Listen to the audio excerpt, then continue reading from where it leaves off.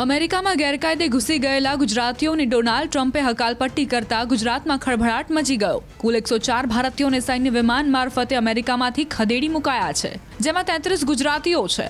આ 33 ગુજરાતીઓમાં ગાંધીનગરના 14, મહેસાણાના 10, પાટણના 3, અમદાવાદના 2, બનાસકાંઠા, આણંદ, ભરૂચ અને વડોદરાના એક લોકોનો સમાવેશ થાય છે.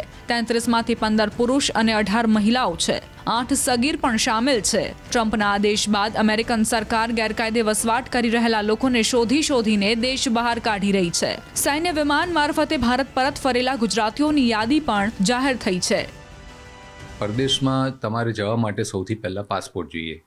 જે દેશના તમે નાગરિક છો એ દેશનો તમારી પાસે પાસપોર્ટ જોઈએ. પાસપોર્ટના આધારે તમે બીજા દેશમાં જઈ શકો, અને એ બીજા દેશમાં જવા માટે તમને જે તે દેશ તમને એક આવવા માટેની એક એન્ટ્રી પાસ જે આપે, એને આપણે આપણી ભાષામાં વિઝા કહીએ છીએ. મિશનની લેંગ્વેજમાં પણ એને વિઝા કહેવાય, ટ્રાવેલ ડોક્યુમેન્ટ કહેવાય. આવા જ્યારે તમને વિઝા ઇસ્યુ થાય અને એના આધારે તમે પરદેશ જઈ શકો છો. હવે ગેરકાયદેસર રીતે જવાવાળાના 2-3 વર્ગ છે. એમાં સૌથી પહેલું એ છે કે ખોટી રીતે બોર્ડર ક્રોસ કરીને ખોટી અલગ રીતે જવાનું હોય એ. બીજો રસ્તો એ છે કે જેની પાસે ઓફિશિયલ વિઝા હોય, વિઝિટર વિઝા 2-4-6 મહિનાના મળ્યા હોય, અને ત્યાં જઈને પછી એ કાયમ માટે ત્યાં રહી જાય, લાંબો સમય માટે રહી જાય. આવા લોકોને આઈડેન્ટિફાઈ કરીને ઇમિગ્રેશન ડિપાર્ટમેન્ટની જે ટીમ અત્યારે ત્યાં ત્રાટકી રહી છે, એવા લોકોને પકડીને એ લોકો ભારત પાછા મોકલી, જે તે દેશમાં પાછા મોકલી રહ્યા છે.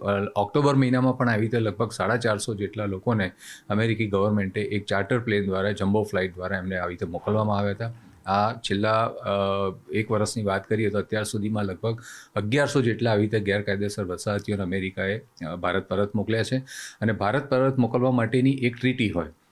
કોઈ પણ દેશના નાગરિકને જ્યારે આ મોટા લોટમાં મોકલવામાં આવે, સિંગલ પેસેન્જરને મોકલવાની પ્રોસિજર અલગ છે અને આવો લોટ મોકલવાનો એની પ્રોસિજર અલગ છે.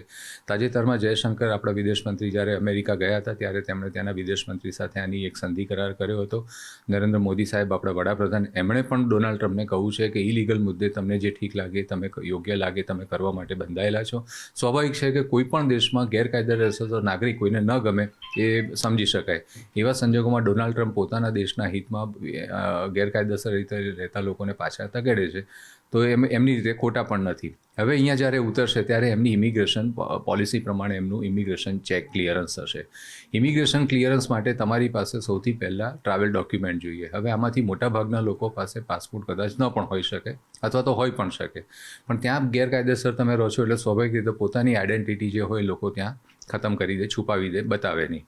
એવા લોકોને જ્યારે ઇન્ડિયન એમ્બેસીમાંથી એક તત્કાલ ઇમરજન્સી લેન્ડિંગ સર્ટિફિકેટ ઇસ્યુ કરવામાં આવે જે તે દેશની, એટલે આ લોકો જે આવી રહ્યા છે, મોટા ભાગના લોકો ઇમરજન્સી લેન્ડિંગ સર્ટિફિકેટ ઉપર ત્યાંની ગવર્મેન્ટના સહયોગથી જે ઇસ્યુ થયું હશે એના આધારે અમૃતસરના એરપોર્ટ પર ઉતરશે, અને એના આધારે એમનું ક્લિયરન્સ કરીને. હવે મોટો મહત્ત્વનો પ્રશ્ન વિભુબેન હું એ કહીશ કે આ રીતે ત્યાં પકડાયેલા અમેરિકામાં આપણે ભારતીયો છીએ, સાથે બીજા પાકિસ્તાની છે, બાંગ્લાદેશી છે, જે આપણા દેખાવમાં આપણા જેવા મળતા આવે.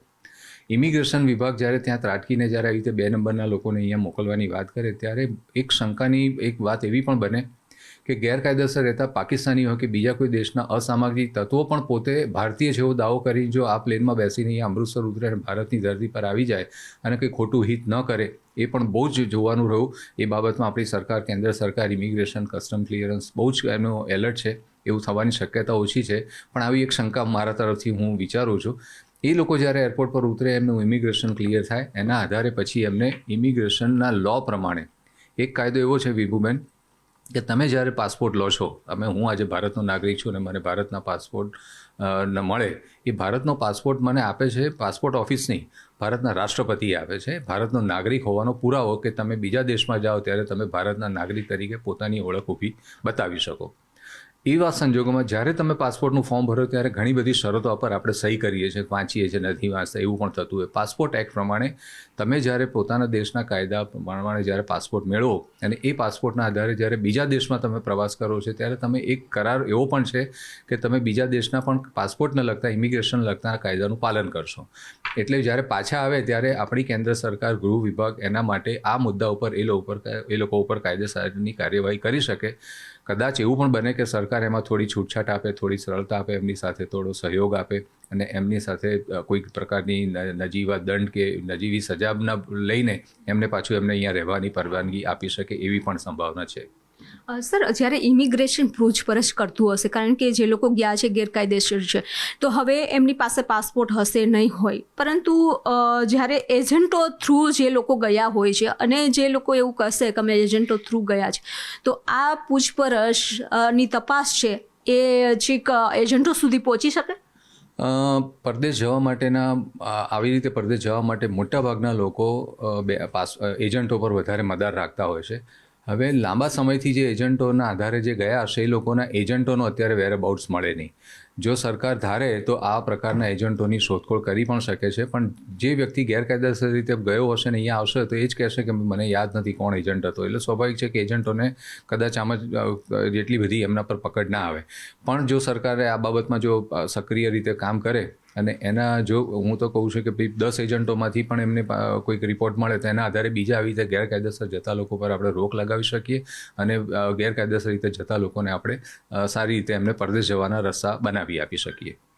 માનો કે હવે એ લોકો પાસે પાસપોર્ટ નથી, આ રીતે પૂછપરછ થશે, ગેરકાયદેસર ગયા છે એટલે તો પોતાનું ફ્યુચર બી ખરાબ કર્યું છે, પરંતુ ફ્યુચરમાં એમને પાસપોર્ટ કાઢવું હોય છે અથવા તો બીજા દેશમાં ક્યારે પણ માનો કે વિઝિટર વિઝા ઉપર કે જવું હોય છે તો એને પરમિશન મળે છે? બિલકુલ સાચી વાત. આ તમે બહુ સારો સવાલ કર્યો. પરદેશમાં આવી રીતે ગેરકાયદેસર રહીને જ્યારે પોતાના દેશમાં કોઈ પણ વ્યક્તિ પાછો ફરે, ડોમિસાઇલ કન્ટ્રીમાં પાછો ફરે, એક ટેકનિકલ શબ્દ છે ડોમિસાઇલ કન્ટ્રી, જ્યારે તે પાછો ફરે ત્યારે એને એની કાયદેસરની કાર્યવાહી પૂરી થઈ જાય, ઇમિગ્રેશનની બાબતોમાંથી એને છુટકારો મળે, એ નિર્દોષ અથવા તો મુક્ત જાહેર થાય, ત્યારે ફરીથી નવેસરથી અરજી કરીને પાસપોર્ટ મેળવી શકે છે. પણ જે તે સમયે પાસપોર્ટ મેળવવા અરજી કરતી સમયે એમણે જે દસ્તાવેજો રજૂ કરે એમાં જો પાછી કોઈ ગોલમાલ અથવા તો એમણે કોઈ વિગતો છુપાવી હોય તો એને પાસપોર્ટ નહીં મળવાની પણ શક્યતા રહે છે. પણ સાદી ભાષામાં આપણે એમ કહીએ કે ફરીથી એમને પાસપોર્ટ મેળવવો હોય તો કાયદેસર રીતે મેળવી શકે છે, પણ કાયદેસરની કાર્યવાહી પૂરી કરીને એમની જૂની જવાબદારીઓ, જૂના ગુનાઓમાંથી એ મુક્ત થયા હોય એ સાબિત કરીને. બિલકુલ. તો અત્યારે જે લોકો ગેરકાયદેસર ગયા છે તે અમેરિકાથી પરત ફરી રહ્યા છે, પરંતુ હવે તેમનું ફ્યુચર ઘણું બધું ખરાબ થઈ જશે.